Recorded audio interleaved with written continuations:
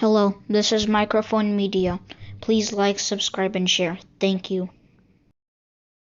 ሰላም ጤና ይስጥልኝ እንደምናውላችሁ እንደምናደራችሁ በመላው ዓለም ላይ ያላችሁ አድማጮቻችን ሰላም ለእናንተ ይሁን። ይህ ማይክሮፎን ሚዲያ ቁጥር 2 ነው። ለማይክሮፎን ሚዲያ ቁጥር 2 አዳዲስ የሆናችሁ ደግሞ አዲስ ቻናል ነውና ሰብስክራይብ ያላደረጋችሁ ሰብስክራይብ አድርጋችሁ የደወል ምልክቷን ተጫኑ። ኦል ምትሏን መጫን አትርሱ። ላይክ ሼር በማድረግ ደግሞ ህዝብ ላይ እንዲደርስ እንድታደርጉ እንጠይቃችኋለን።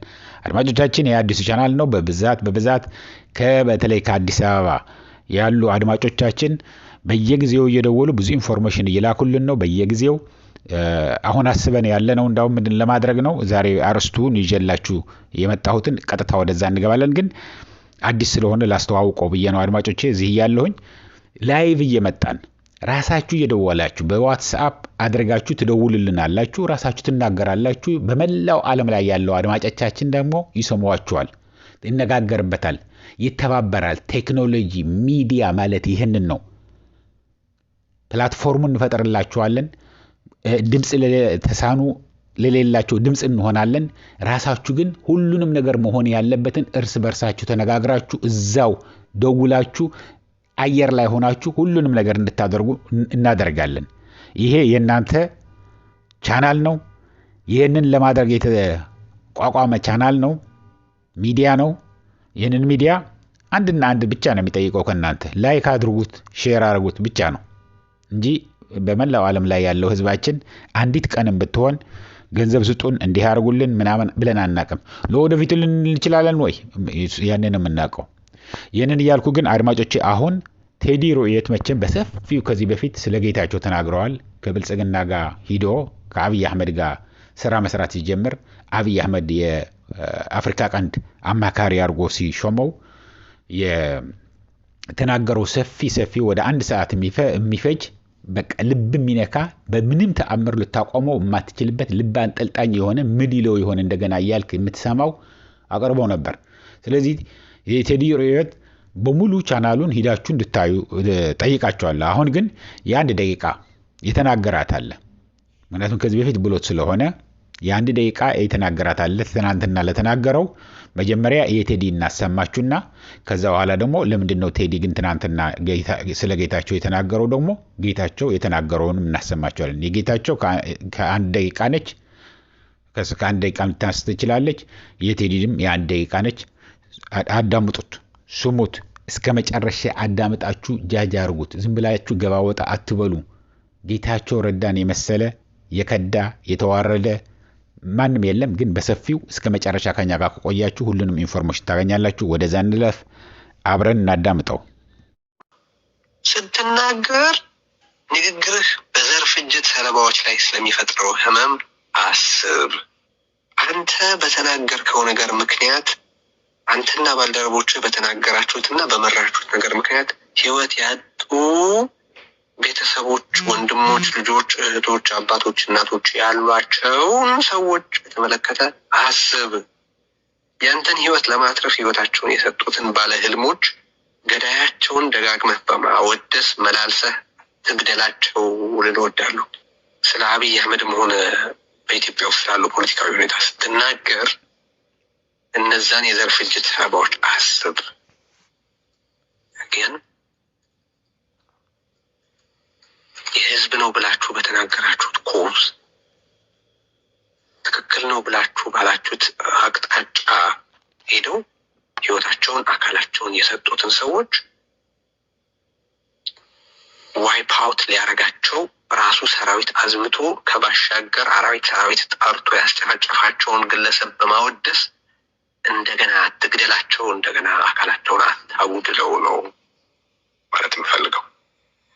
ቸርጊዜ አሁን የሰማችሁት የቴዲ ሮኤት የሰጠው ነው ኮሜንት አጠር ያለ። ምክንያቱም በሰፊው ሌላ ጊዜ ተናግሮበታል ስለ ጌታቸው ከአብይ አህመድ ጋር መስራት።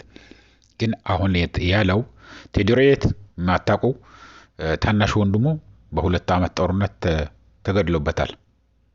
ስለዚህ አታድማን፣ አታቁስለን፣ 2-3 ጊዜ አትግደሉን። እናንተ ባላችሁት እናንተን ተከትሎ ብዙ ሰው ተጎድተዋል፣ ሞተዋል፣ ተሰቃይተዋል ብለዋል። ከዚህ ቀጥሎ ደግሞ የጌታቸውን ደግሞ ለምንድን ነው እንደዚህ የሚል ያለው አሁን በተናገረው ብቻ አይደለም። ጌታቸው የሚናገረው በየቀኑ የሚናገረው አብይ አህመድን ለማስደሰት ብሎ በሚናገረው ብዙ ሰው እያቆሰለ እንደሆነ የታወቀ ነው። ግን ትናንትና ምንድን ነው ያለው? እሱን እናሰማችሁ። የትናንትናዋን ሰምቶ ነው አሁን ይችን የተናገረው። እሷን እንስማትና ከዛ በኋላ ደግሞ እንቀጥላለን አድማጮች። ከዛ በኋላ አይ በቃ ተኩሼ ካልገባሁ በስተቀር አይዋ እኔ ባላምንበት ማለት አስተዳዳሪ የሚባለው አስተዳዳሪ ይገባሉ ይላል። እኔ ጣብጣቤ ምንድን ነው የትኛውን አስተዳዳሪ ይዘልቀው ማለት ለቀቅ ነው። 5 ዓመት ሞልቶ የነበረው አስተዳዳሪ አንዳንዶቹ በፈቃደኝነት ወደ እናንተ ገብተዋል። አንዳንዱ ከሆኑራል አስተዳዳሪ ሰሞኑን ከመርጠው ከሆነ ሰፈር የመጣ አስተዳዳሪ ቃፍታ ምን እንደሆነ ማያውቅ ሰው አስተዳዳሪ ተመድቧል። ቃፍታ አውቃለሁ። ቃፍታ የት ነው? ጨረቃ ላይ ነው? ወለጋ ነው? በፍጹም ማያውቅ ሰው የቃፍታ ማህደሪያ ተዋይሊ ብደር ፍቅር መስሎ ባይባይው አሁን አይቀበሉን እናንተ ባትቀበሉ እናስቁመው። ከዛ በኋላ አይ በቃ ተኩሼ ካልገባሁ በስተቀር አይዋ እኔ ባላምንበት ማለት አስተዳዳሪ የሚባለው አስተዳዳሪ ይገባሉ ይላል። እኔ ጣብጣቤ ምንድን ነው የትኛውን አስተዳዳሪ ይዘልቀው ማለት ለቀቅ ነው። 5 ዓመት ሞልቶ የነበረው አስተዳዳሪ አንዳንዶቹ በፈቃደኝነት ወደ እናንተ ገብተዋል። አንዳንዱ ከሆኑራል አስተዳዳሪ ሰሞኑን ከመርጠው ከሆነ ሰፈር የመጣ አስተዳዳሪ ቃፍታ ምን እንደሆነ ማያውቅ ሰው አስተዳዳሪ ተመድቧል። ቃፍታ አውቃለሁ። ቃፍታ የት ነው? ጨረቃ ላይ ነው? ወለጋ ነው? በፍጹም ማያውቅ ሰው የቃፍታ ማህደሪያ ተዋይሊ ብደር ፍቅር መስሎ ባይባይው አሁን አይቀበሉን እናንተ ባትቀበሉ በዘራችሁ አይድረስ ነው ማለት የምፈልገው። በእውነት ነው የምነግራችሁ። ጌታቸው የት ኑሮ ወደ የት እንደወረደ በዘራችሁ አይድረስ። ለታሪክ የጌታቸው ብቻ ሳይሆን የጌታቸውን ወላጆች፣ የጌታቸውን ልጆች፣ የጌታቸውን መንደር ሁሉ ይዘከራል በዚህ ሰውዬ ታሪክ። እንደዚህ አይነት ሰው የት ቆይቶ እላይ የነበረ ከነ ማይክ ሀመርስ ከትልልቅ ሰዎች ጋር ሲውል የነበረ ሲደራደር የነበረ የዓለም ሕዝብ ጌታቸው ሲናገር ምንድነው ያለው ብሎ እኔ ሚስጥር ንገራችሁ። ከአዲስ አበባ ከአሜሪካ ውጭ ጉዳይ ሚኒስትር ሰው ተልኮ ከአዲስ አበባ ወደ አሜሪካ አምጥተውታል ለጌታቸው። አብሮ ቁጭ ብሎ ፎቶግራፉ አለኝ። ሴትዋ አምባሳደሯን ከሱ ጋር የመጣችው በአንደኛ ማዕረግ ላይ በኢትዮጵያ አየር መንገድ ላይ አድርገው ያን ያህል የነበረ ሰው ነው። አሁን ጌታቸው ምንድነው የሚያደርገው? አብይ አህመድ የሚበላትን እንኳን ቆርሶ ነው የሚያጎርሰው። የሚበላትን እሱ ለክቶ ነው ምን መብላት እንዳለበት ጌታቸው የሚነግረው እሱ ነው። እንኳን ሌላ ተፈጥሮ ካልሆነ በስተቀር ራስ ልትቆጣጠረው የማትችለውን ማንኛውም ሰው ማንኛውም ፍጡር ሊቆጣጠረው የማይችል ወደ ሽንት ቤት መሄድ እንኳን አሁን መሽናት አትችልም። ዝም ብለህ የማትችለው ከሆነም ሱሪህ ላይ ልቀቀው ቢለው እሺ ብሎ ነው የሚለቀው።